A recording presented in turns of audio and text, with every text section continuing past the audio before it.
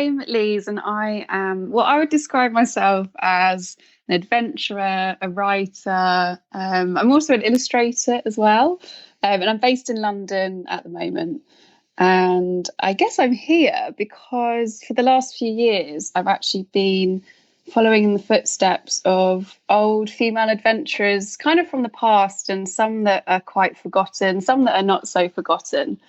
And it all sort of started because I read a book by Alexandra David-Néel when I was 16, and she did this epic journey, like 14 years it took her to reach Tibet. And I read that book when I was younger, and it just always stuck with me. And then I finally managed to kind of follow a lifelong dream, well, since I'd read that book, and follow in her footsteps. So yeah, since then I've sort of been following other women as well. So yeah, that's why I'm that's why I'm here.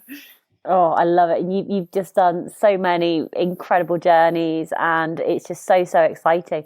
But I just want to go back to see what sort of child you were. I mean, the fact that you were reading these types of books at that age is just, it blows my mind. I didn't even know these women existed when I was that age. But what sort of child were you? Were you an avid reader? Were you sporty? Were you adventurous? Was nature and the outdoors a part of your life then?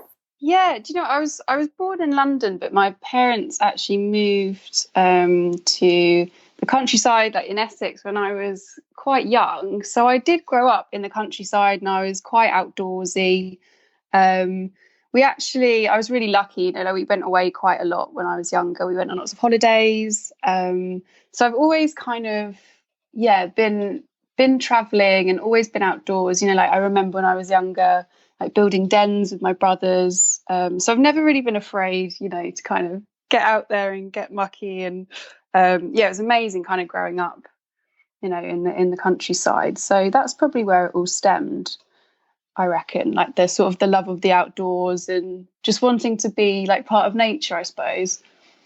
What did you want to do when you grew up? Did you know you wanted to be a writer, an adventurer, and an illustrator? Was that sort of part of your plan? Did you have a plan? Oh gosh, no, I've never had a plan really. I always felt like I was, people around you kind of know what they're doing, and I still feel a bit that way now. I'm that person who I never really had an exact plan. I kind of went to school because everyone else went to school, went to college because everyone else went to college, and then I went to uni just kind of because that was the next step. Everyone else was going, so I kind of went. I actually did an art degree. So that was kind of my dream, I suppose. Like I guess I wanted to be an artist, but then kind of reality hit, when you graduate and there's no work, there's nothing, nothing to do but free work in London gallery, that sort of thing. So it's really hard to become an artist. So I guess I then kind of went to my next kind of love, which was travel.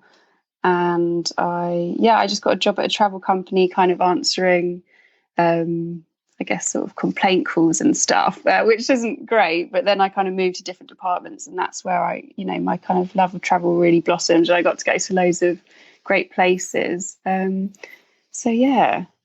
So let's talk about Women with Altitude, which is your blog and your website. When did you start the website? Yeah, the website I sort of started when I decided to do the first trip. So the first trip was a long time coming, actually. So, when I first read this book, I actually only really read this book because I was reading an art magazine at the time. And in that art magazine, it kind of had this artist's list of, 10 top books that had influenced her life. And this book, My Journey to Lhasa by Alexandra David-Néel, was on that list. So I saw it and I thought, oh, that's interesting. I'll buy it. So I bought this really old copy, which I actually took with me on the trip, and I've still got, and it's completely battered now. And it's like that beautiful battered old book. But I read it, and it really sort of influenced me. And just what she did, that book is condensed into, it was 14 years of travel condensed into like 200 pages. And I think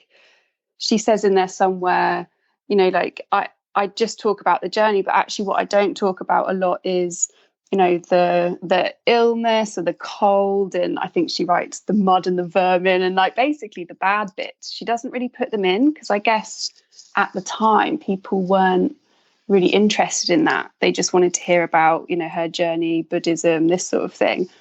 So I really I wanted to know, I guess, what the other bits of the journey would have been like, and actually why it was so tough for her.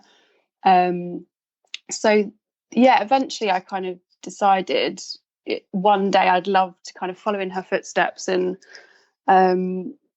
just see what it was like for her. So that's how I kind of got to the doing it in no modern equipment as well, because I just thought I'll never get to know, really what it was like for her. So yeah, when I was 28, I think 29, I finally started the project and started the website and everything. And then it all kind of went from there, really. Yeah. So you're 28, 29 years old. You've decided to start this project, wanting to recreate this journey, but also with the traditional gear. Like, talk me through like the planning and preparation. Like, where did you start? How did you start? Because it's such, like, when I think about it in its entirety, it's like it's such a massive undertaking. So I'd love to know back then, what was your process that you went through? Oh my gosh. Yeah. So obviously back then when I did the first one, I was kind of unaware of how much planning and how hard it would be to find the old equipment. Plus, like organizing the route and reading, trying to find out exactly where she went. It was really hard because it's not online. So you have to kind of read all these books. So, it's months and months of reading, and also trying to find out what she was wearing. She doesn't really write about it. And even, for obvious reasons as well, the small details, because I was interested in other things as well, like what do women do, when they're on their periods, when they're sort of walking in these times, or they're in the middle of the mountains, or just generally, like what did they do in 1912, But obviously they don't write about that because it was hard enough for them to get sort of published anyway, being a woman, let alone writing about that sort of thing. So I found myself on old history websites, what did women wear? What were bras like in 1912? Or what does undergarments mean? Because that's all she kind of wrote, undergarments and things like that. So it's really hard to decipher what it actually was. There's quite a few historians that I follow now that have been, really helpful, just looking at their posts, what people used to wear back then. So there's all that, and the clothing and stuff, and then the route. And the first trip was in India, so it's actually really hard to organize that when you're not there. So I was saying, I want to go to this bit and this bit, and they were like, yeah, but tourists don't really go there, like you need this permit and this permit. So I think in the end I had about 9 Indian different permits, because it was in Sikkim, which is like a state in the northern part of India, but it's really small, and it's bordered by obviously Chinese Tibet, Nepal and Bhutan. And because it's so small and there's so many countries so close together, there's a lot of army, like a lot of security. So you need all these different permits. So there was that, and it just, oh my gosh, yeah. And it was just me doing it on my own. So I have to admit there was a couple of meltdowns, but yeah, we got there in the end, just about. Tell me a little bit more about the equipment and stuff, because I can just imagine it must have been so heavy and uncomfortable. And like, I'm just thinking of all my fabulous, like ultralight, super warm gear. And how was the gear? Were you warm? Was it easy to wear, to travel in, to move in? Yeah, do you know, I always say, oh, it's so much better than you'd think, but I would never, ever obviously wear it over, a nice warm rab jacket. But I was quite surprised. So what I didn't realise at the time was, if you want to get like an old backpack from 1900, they actually cost a lot of money. So they're like £300-400 like on eBay.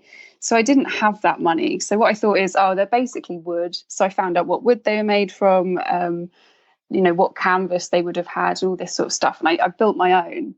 And in the end, it turned out that I actually found an old chair on the street in Brixton, which is where I live. And I made that into the backpack just with ropes, and it looked exactly like hers. And that, it sounds like that would be really uncomfortable. But you know what? It was not as bad as it sounds. I did pad it out, so most of the time I had like my sort of wool mittens underneath the ropes on my shoulders, and I did get like a bit of grazing and stuff, but nothing too horrendous. And then I guess, yeah, it was really cold. And I think I sort of underestimated the cold a bit. I mean, I had been to high altitudes before, but I think I'd forgotten, how cold it actually gets. So some nights it was -15, which is, I like to be warm. So that was really tough for me. But I was actually saved because she had 2 hot water bottles with her on her trip. So I mostly just spent the nights filling those up and not sleeping and sitting by the fire. So it was manageable. And the boots were fine. So I got these old sort of Himalayan walking boots that obviously it was pretty impossible to find exact pair that she had, but I got similar ones when I was actually in India. And the same with the coat. They're sort of traditional coats. So yeah, itchy, I would describe it mainly, and cold. So you're itchy and you're cold. You've got your route planned out. You've got your, I was going to say, like this homemade chair with ropes on your back. You've got your 2 hot water bottles.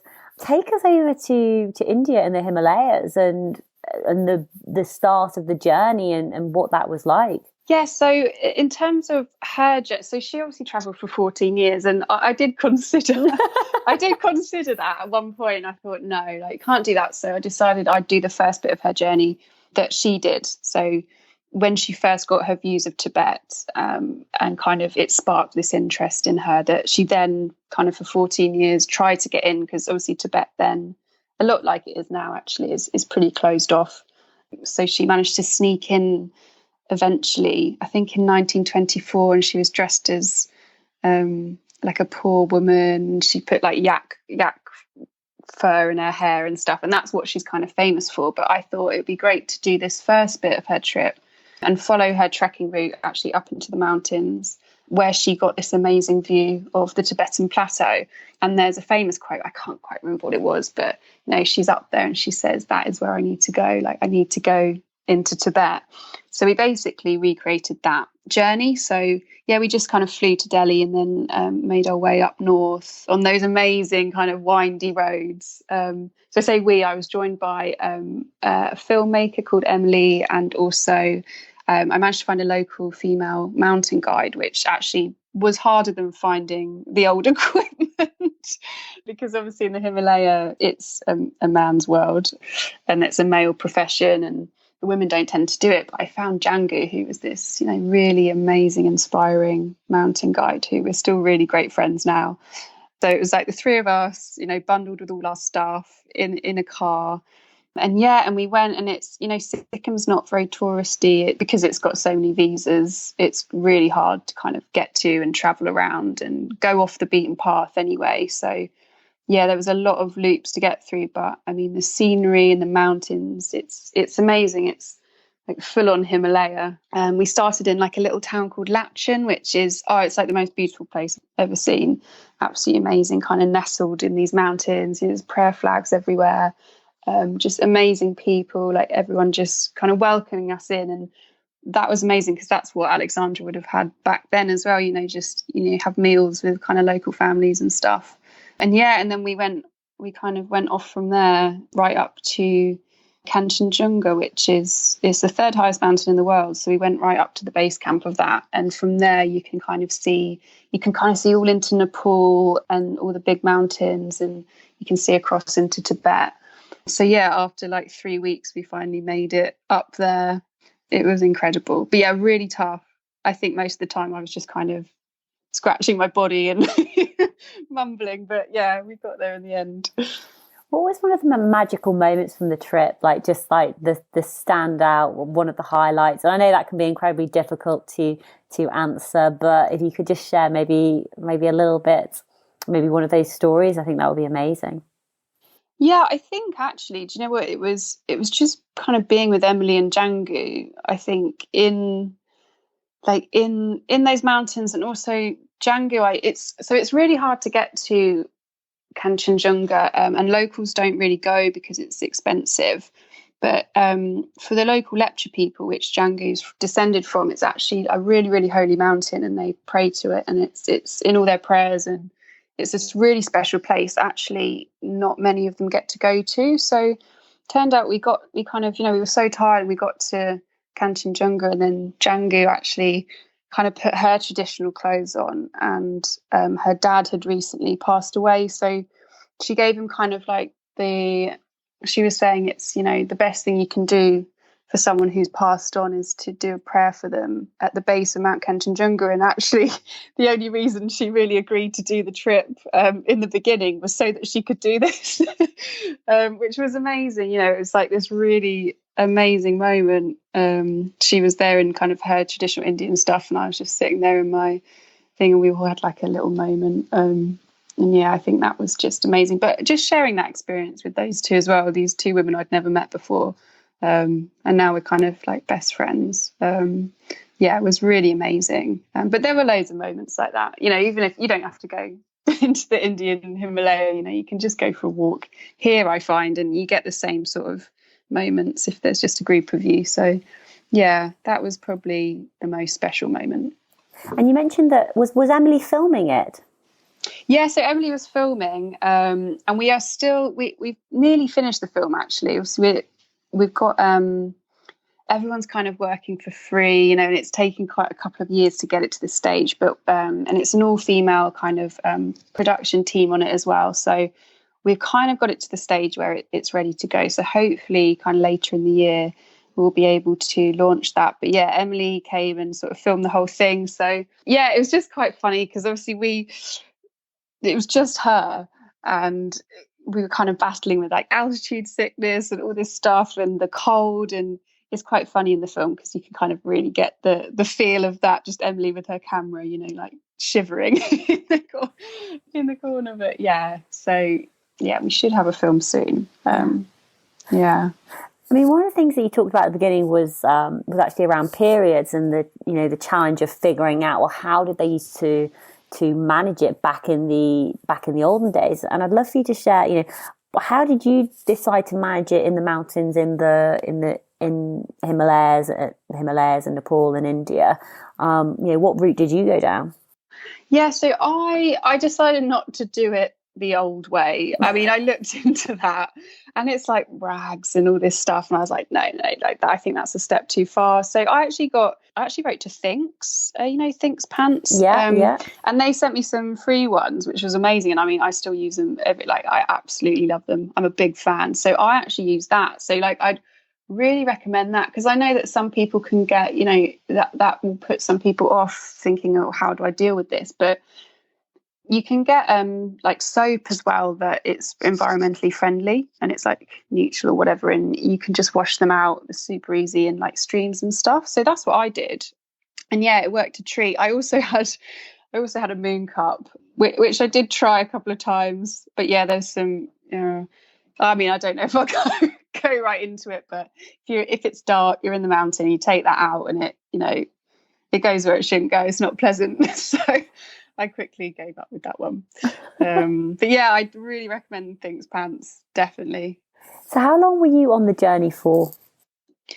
So we were in the mountains for nearly a month, so like 3.5 weeks. So we managed to kind of visit a lot of the places that she talks about on that route. We went to the monastery in, where was it? I think it was in Lhasa, where she actually spent 2 years kind of learning. Because the other amazing thing is, if you think at the time, the only way she was really into Buddhism and really wanted to learn more about it. But, back then there weren't really many books. There obviously wasn't internet. No one had phones. So the only way really she could learn about it was to actually go to the east and do it. So she spent a lot of time in certain monasteries that we visited, and she had a cave that she meditated in for 2.5 years, kind of high in the mountains. And we actually found the cave, like some of the locals knew where it was. So we went up there, and there's an amazing picture of her sat outside it. And basically she just meditated there for 2 years. And I think she kind of, she managed to learn how to do Tumo breathing, which is this Buddhist form of breathing that warms you from the inside out. And so she just sat there, like all through the freezing cold winters, just doing that for 2 years. And yeah, we found the cave, and like, obviously it was a long time ago, so all the structure she'd built on the outside had fallen away, but the cave where she was still there. And yeah, it was absolutely amazing to see that. just kind of following her path really for 3.5 weeks. Did you have a go at that breathing, the Timu breathing? It sounds incredible. Do you know what? It takes years to master. So before I went, I was like, oh gosh, I don't have time for this. But yeah, it sounds amazing. And actually, I've realised that must be how she slept in the snow, because she used to just wrap herself in her coat and just sleep in the snow. So this is what I was kind of reading when I read the book, thinking, how do you do that? Because that is like hypothermia central. Like, I don't know how you do that. And after actually going and doing it and what she did in it, I realised, that must have really helped, because there were times when I was like, I can't, this cold is too much. And I was in like that old tent, but sometimes she just wouldn't even be in a tent. So yeah, it really opened my eyes to that, and like how she actually managed to do that journey. It like kind of still blows my mind. So you were 16 years old when you first read the book, and then at 28, 29, you started out to, take on the beginning bit of her adventure, which you were out there for, the 3.5 weeks. And then what was it like coming back home after sort of achieving what you set out to achieve? Did you adjust back to normal life pretty easily? Had it inspired you to take on more challenges? Did you suffer with sort of adventure blues? What was that aspect like? Oh, do you know, it was really strange actually, because I thought I'd come back, like a lot more confident. So it took me so long to do this trip, because when I was about 20, actually just when I was sort of halfway through uni, I got really, really bad panic attacks, and like really bad anxiety to the point where like the physical symptoms were so bad, my head would spin. I went to loads of doctors before someone was like, oh, I think you're just anxious. It took a long time to kind of get diagnosed, and that really gave me a big wobble kind of for 5 or 6 years. Like I'm still kind of dealing with it now, like I'm still on my medication. And so I was really kind of this sort of shell of a person for a lot of my 20s. And I finally kind of through like medication and therapy, like started feeling better. So that's when I went and did this trip. And, I had all these like high expectations that I'd get back and I'd feel like this whole new person who was always confident, I could do anything. And weirdly, I was in India. It was amazing because I was organizing all these like people, and I was dealing with all these situations, all these visas that didn't happen. And I was really proud of myself. And, I'd managed to do this whole thing. And then literally I got off the plane and I just sort of crumbled, I suppose. Like I was really worried, like couldn't even work out how to get the tube back home. Like it was really strange. And then I went back to work a couple of days later, and everyone was sort of asking me all these questions about the trip, and instead of being like really confident like I thought I'd be, and so I was just kind of my face was twitching, which is quite like one of the sort of anxiety symptoms I get, and my head was spinning and I couldn't get my words out. And that went on for a few weeks actually, and it was really strange, I think. And I was kind of really upset with myself because I thought, like I'm going to be a different person. And I came back and it was all just a bit much, I think. But I think these things, it takes a while. Like I think, so that was kind of, I think 3 years ago I did the first one. And I'm definitely a different person now, like even talking to you now on here, I'm a lot more confident. And I think it takes time. And I was just kind of expecting it would be immediate. But yeah, and then it's funny when you get back because you've kind of done this whole thing and seen this whole other world, and then you're suddenly back in your normal kind of job again. So it was definitely a bit of a shock. That's how I describe it. Was it easy to start planning another adventure? Did you want to do another follow in the footsteps of another woman? Yeah, absolutely. I was, I'd learned so much that trip. And I kind of realized a bit like what kind of going back to childhood as well. I really realized on that trip, like we're not taught about any of these women at school. And actually, if I had been, I'd have been a lot more inspired than hearing about some of the other people I heard about. So I really had it in my head, that I'd love for other people to know more about these women, and hopefully they can inspire them, the same way that kind of Alexandra inspired me. So I'd already knew of a few others, but I started kind of researching loads more, and I've just found so many women who some of them were kind of famous, some of them weren't. Lots of them, their writing got ignored because they were women. Most of them kind of overlooked by their male counterparts at the time. And so I thought, I definitely need to keep going. And I thought because of how crazy that one was to organise, I'll kind of stick to the UK this time and try and kind of highlight a woman that was from here. So that kind of led to the Nan Shepherd trip, which I thought would be easier to organise, but actually ended up being just as tough. So then I ended up doing Nan, and I've got lots of plans to do.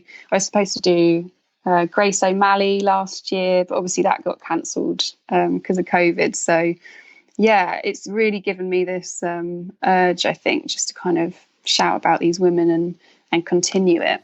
Yeah.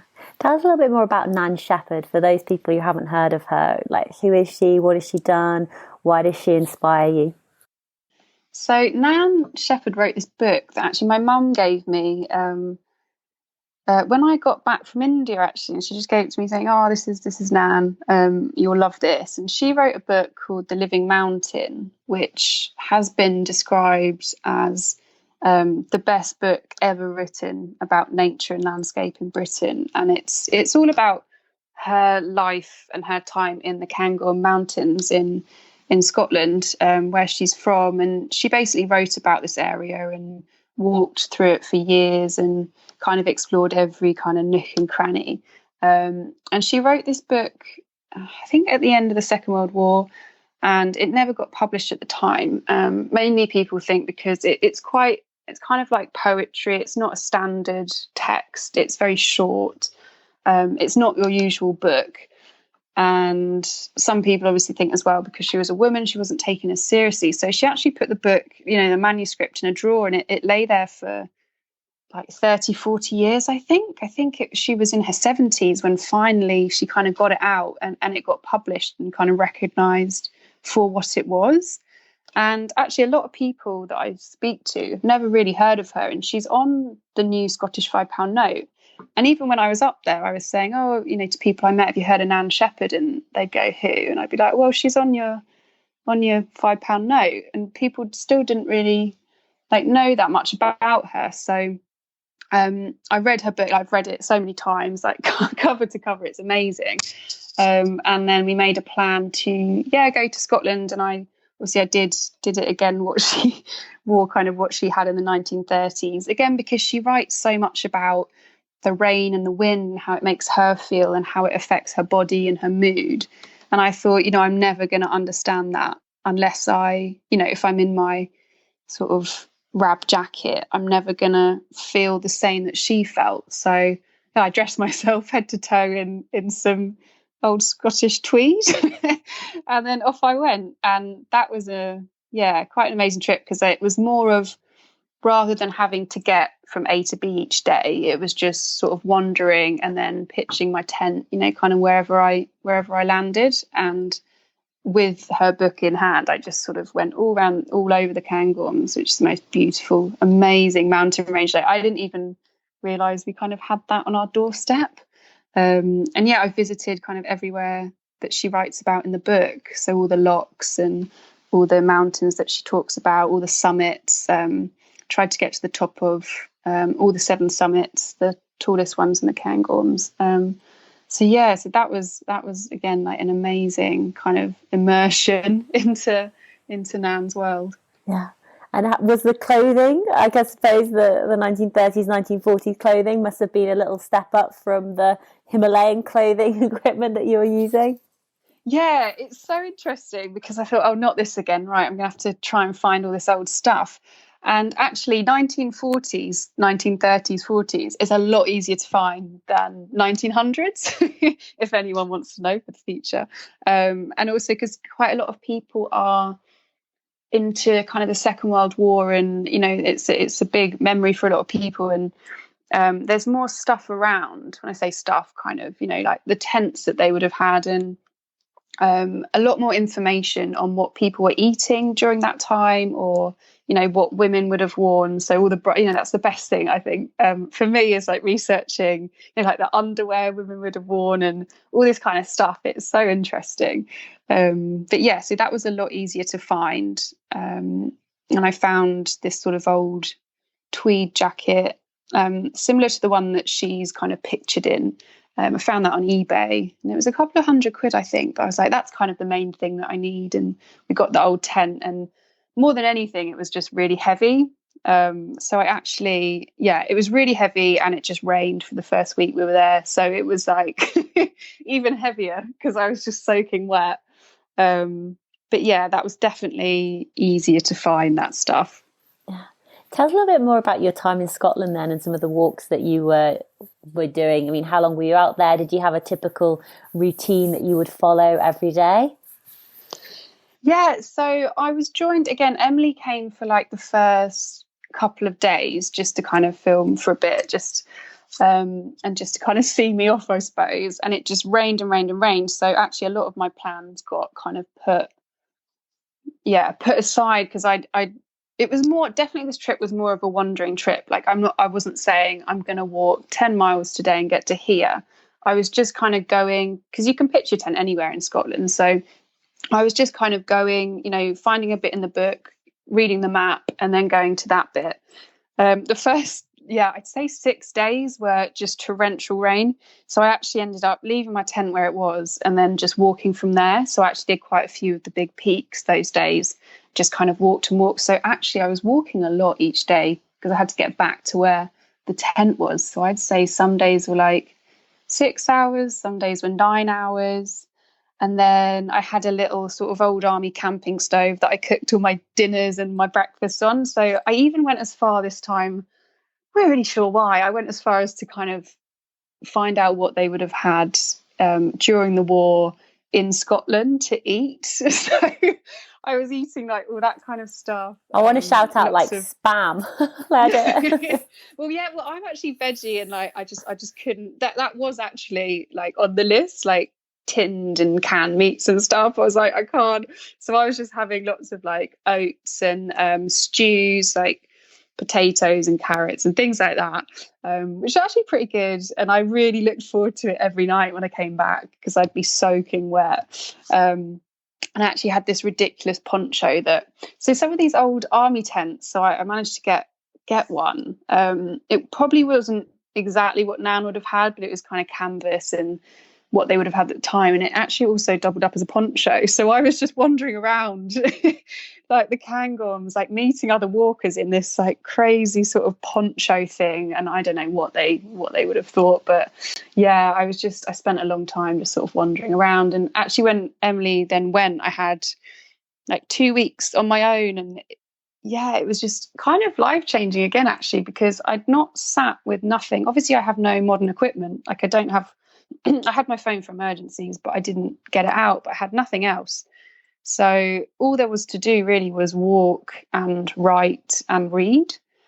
And it's just amazing. So I kind of, I went to sleep when the sun set, I got up when the sun rose. And I'd say the first 3 or 4 days of doing that were kind of uncomfortable. Like I'd be sitting there going, what do I do now? What do I do? So I'd kind of like wash my pots in the river, or, I just couldn't relax.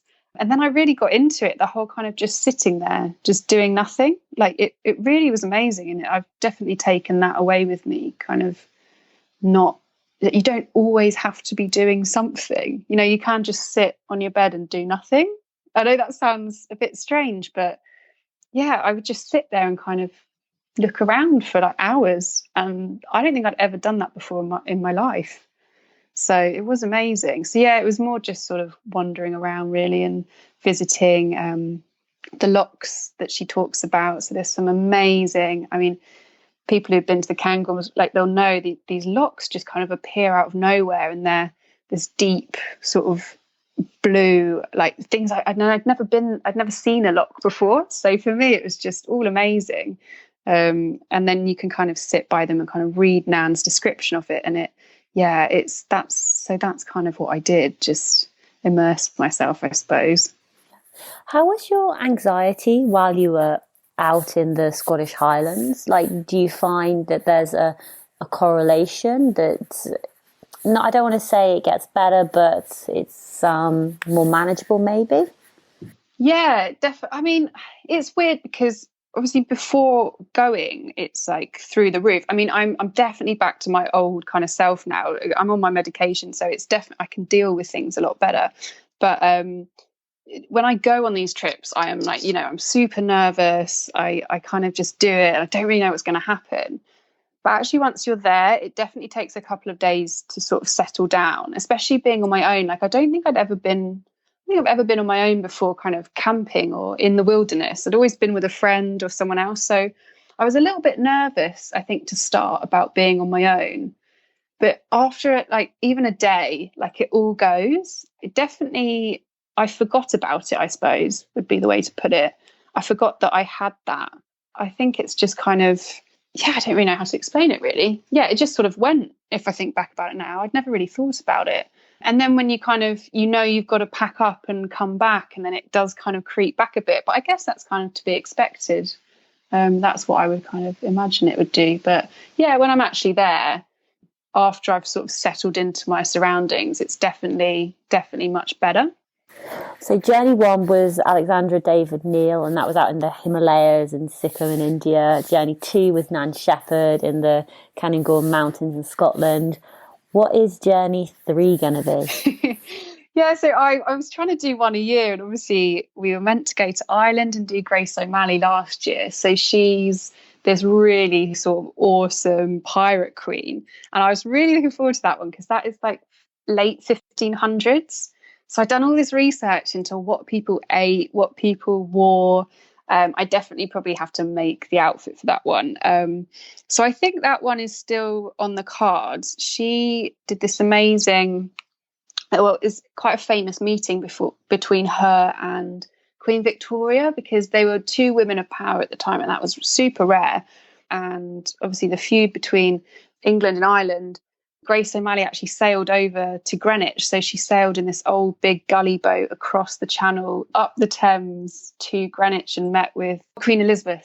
So the big plan that I need a lot of funding for was to get one of these old gully boats and do that journey across as she would have done. I'd absolutely love to do that. So we put that kind of to the side because of the money aspect, and we were going to go over and kind of sleep in her castles, do like a trip on one of the smaller boats that they would have had back then as well.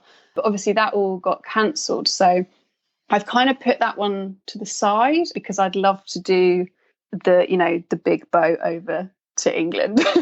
That's like my dream. So I actually think this year, hopefully in a few months, we're going to do Freya Stark. So I've got some plans. I actually work part-time for a travel company, and we do like lots of trips in Iraq, like the northern area of Kurdistan. It's actually a sort of really safe, amazing place, beautiful mountains. And Freya Stark actually travelled through that area. So I'm hoping in October, if I can get all the funding, that we might do that. So that might be this year's instead of Ireland. Oh God, the Pirate Queen just sounds like an absolute legend. Like, what a woman. I know. But it's that kind of research. It's like, how much does it cost to get an old gully boat? It's like all these things, and it's just I actually think organising a trip in Iraq is going to be easier than one in Ireland, which is quite crazy. But I think for this year, I think we might have to do Ireland next year. But I've always wanted to go to that west coast of Ireland as well. I've always wanted to go, so that's definitely on the cards. Yeah. I mean, talking about funding and talking about money, how are you paying for your adventures and expeditions? Is it money from your job? Is it savings? Are you getting sponsorship? Are you able to get grants? How do you pay for these challenges? The last two have been a mixture. So I save up, but I managed to get funding from Exodus Travels for the first one. So they covered like the flights and stuff like that. And then for the second one was Wilderness Scotland, who are, again, an adventure travel company based in Scotland. So they pretty much covered all the costs of that. And then I guess in return, I I kind of write a bit as well about the trip. So recently I wrote for The Guardian and I wrote for The Telegraph for the other one. So it's kind of a bit of PR in return, I guess. That's another thing. It's the whole other element of organising these things is trying to get the funding. So I think I haven't started writing to people yet with the whole of the last year. It's just like, but I find, once you actually start talking to people, it is possible to get, little bits of money from here and there. And I try and get, bits from different people rather than one big bulk from someone. But I've actually yet to start that for this next trip. But I'm quite confident that I might be able to get some. I've just got to start writing to people now. It is a big sort of, I'd say, a dark rain cloud over my head, because you have all these amazing ideas and you're like, actually, I'm not sure. And then the other thing we've been trying to do is actually pitch this idea as a series to some TV channels, because obviously we've kind of got our first film from the first one now. So we've actually just started doing that, because that would be an amazing way to get the funding, basically, to go and do, a load of these trips. So we'll obviously have to wait and see if we hear anything, but that is another sort of path I'm looking into, but it's very hard to get that to actually work. So I mean, to be honest, that would be incredible. I mean, one of the things that maybe we haven't actually said directly, but I think it's sort of indirectly, is, these incredible women in history, and we don't know about them because, like you mentioned, women have either been forgotten about, they've been ignored, marginalized, their work hasn't been published, it hasn't been shown, and even now it's so difficult for women and adventurers to get the exposure, especially mainstream exposure. I mean, God, I would love to see these on TV. I mean, it would just be absolutely amazing. And also for little girls growing up, thinking back to probably when we were at school, I just didn't know these female adventurers existed and the amazing challenges and adventures that they've been on and shared. And I'd love to know, who are you must have so many, but who are the women and who are the role models that inspire you in the work that you're doing? Yeah, do you know, I've always thought, thank God I picked up that book, because when I was younger, because if I was told about some of these women at school, I think it would have been life-changing. It's life-changing, for me now, but imagine when I was younger, and it does annoy me a bit that we're never really taught about these sort of women.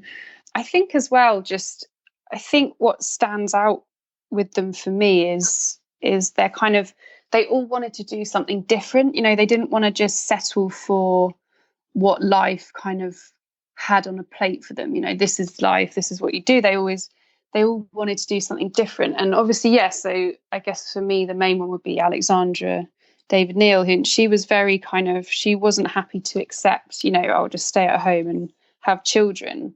She just said, no, I'm not doing that. I'm doing what I want. And that really, really resonated with me, especially when I was feeling quite bad in myself, that kind of bravery of just saying, I'm just going to do what I want. I've always sort of carried that with me. A lot of them kind of inspire me through their writing. So there's another lady called Zora Neale Hurston. She wrote a book called Their Eyes Are Watching God. Is that what it's called? I can't. Oh God, I've had a mind blank. Anyway, that book is absolutely, it's like one of my favourite books. I can't remember the name of it now. Having a brain fog. Zora Neale Hurston. Their Eyes Were Watching God. I think it's that one.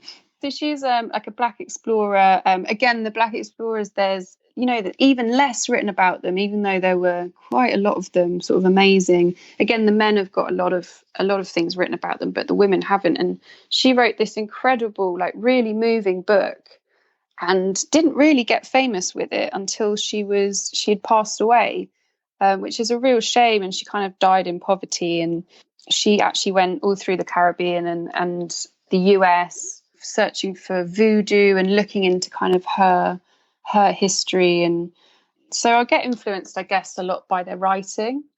And I think just the women who are doing something different. And I've been thinking about it a lot over lockdown, actually, why am I so obsessed with these women? And I think it's more because they kind of weren't happy with what was just, given to them. They weren't happy with, this is what you do in life, do it. And I think maybe sometimes I feel a bit, like that, how we're expected to do this and that. And yeah, I don't know. I think maybe I sort of channel them a bit. You go to work and then you get married, have a kid, all that sort of thing. And I think I'm just kind of in that stage where I'm like, no, like I need to go and do what these women did and not just have a normal life. So I think that's kind of it. I was also do you know what, this interesting question, because I was thinking about this recently too.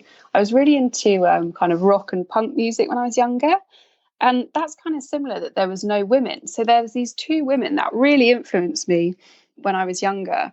And one of them is called, I don't know, Brodie Armstrong. And she was like the singer of this really heavy kind of rock band called The Distillers. And I remember being so into her because she was the only woman in that space, really.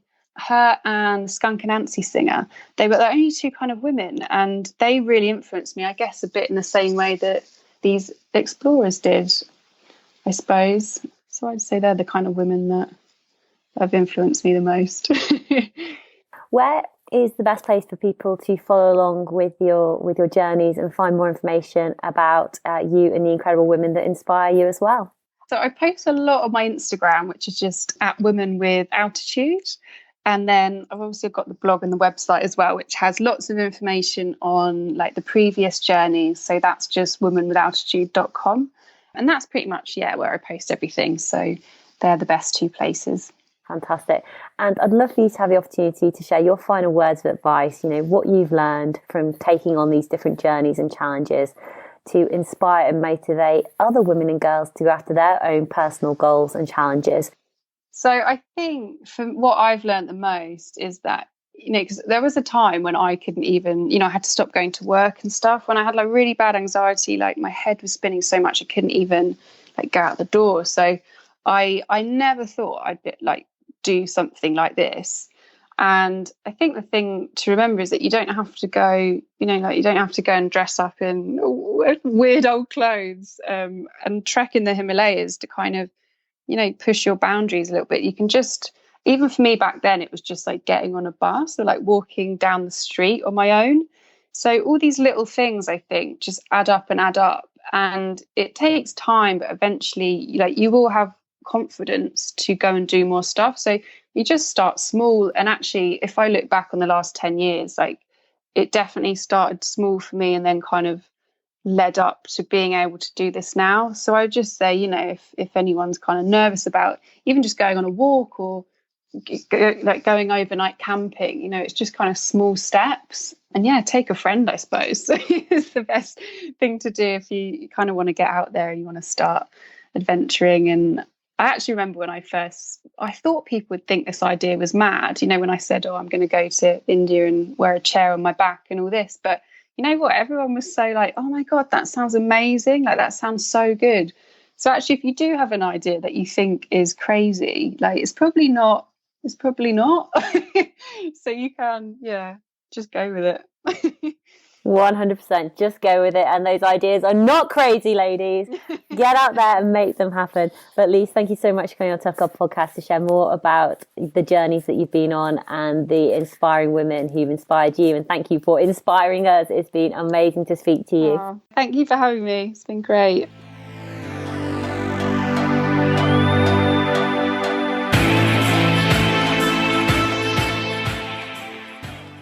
Hey tribe, I hope you enjoyed that episode with Elise. What an inspiration. What an incredible thing to go and do to relive these journeys. I was so inspired by what Elise has shared.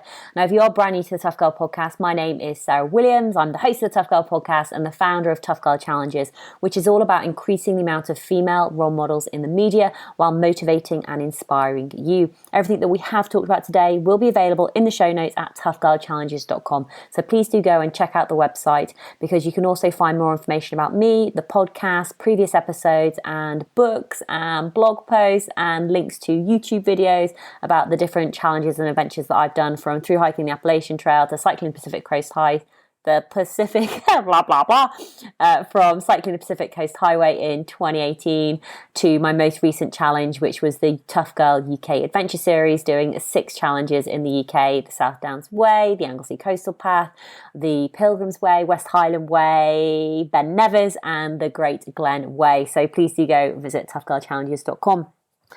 So I just want to give you a recommendation to 2 other episodes, which I think you'll really enjoy listening to as well if you've enjoyed this episode. So back in 2016, April 19th, 2016, we spoke with Jackie Hill Murphy, who's the author of Adventuresses. So Jackie has always been passionate about having adventures and traveling, and along the way, she's added to this passion by learning more about the female explorers of the past, who've obviously, like to be mentioned in this episode, who have largely been ignored or forgotten by history. So during that podcast episode, we get to learn more about Jackie, the decisions that she's made, how she's come to follow her passions for travelling off the beaten track. And we start with her first major expedition in 1988 when she travelled through Africa in a Land Rover. Then we reconnected with Jackie again on the Tough Girl Podcast Extra, and that episode came out on March 5th, 2020. So Jackie is a fellow of the Royal Geographical Society. She's an explorer, teacher, filmmaker and speaker. And like I mentioned before, she's actually spent the past few years sort of exploring and filming some of the most inhospitable and remote places on the planet. And she's also been recreating the journeys of the early women explorers. So this is quite sort of a dedicated project that she's been focused on. And so Jackie has recreated the journeys of Isabel Gooden, Mary Kingsley, Isabel Brooks, Isabel Bird, and Kate Marsden. So again, an absolutely fascinating episode. So that episode came out on March 5th, 2020. On the 2nd of December, we're going to be speaking to Rosemary J. Brown, who's going to be sharing more about the Nellie Blythe journey. Rosemary's recently written a book about that. Again, super fascinating podcast episode where, you know, we get to learn more about the recreation of these adventures and find out more about Nellie and the life that she was living in the past. So absolutely fascinating. I think I've said fascinating about 10 times right now. But there's probably over 450 odd episodes of the Tough Girl Podcast. So if you're brand new to listening, you know, please make sure you hit that subscribe button, tell a friend about it, go back and start listening to all the episodes. You know, there's a whole variety of women. We speak to hikers, we speak to rowers, adventurers, mountaineers, explorers, bike packers, through hikers, just to name a few of the different types of women that I speak to. You know, a whole variety of different ages, different backgrounds, different passions, different interests. But what the Tough Girl Podcast is all about is about sharing these inspiring stories of women overcoming great challenges so that we can learn from them and apply the advice and top tips that they share to our own life. So, you know, not everybody is going to want to do everything, and it's not about copying somebody else, but it is about picking and choosing the piece of advice that you can apply to your own life. So have a little think about what's the challenge that you want to get involved in, what's the adventure that you want to take on next, and start taking steps towards it, because you are the only person who can make this dream come true. The Tough Girl Podcast is sponsorship and ad-free, and that's thanks to the monthly financial support of patrons. So there's 250 individuals around the world who believe in the mission and who financially support the mission, whether that's via an annual donation or whether that's via a monthly donation. If you go and visit patreon.com/Tough Girl Podcast, you can see more about the different tiers and the different options available to you. You can sponsor in euros, sterling, US dollars, and Australian dollars. Your currency options should be there now. They have increased the amount of options available. So please do go and check it out. If you can sign up as a patron, it would mean the world to me. It shows me that you believe in the mission, you want to help make a difference, you want to help to leave a legacy, and you want to help to inspire the next generation. And you can do that via a monthly donation, via an annual donation. So please do go and check it out. But all that's left for me to say is thank you so much for listening. Have a brilliant day, wherever you are, whatever you are doing. Give it your all, give it 110%. Just get after it, go for it, believe in yourself, because I believe in you. Take care, lots of love, and I'll be back with you soon.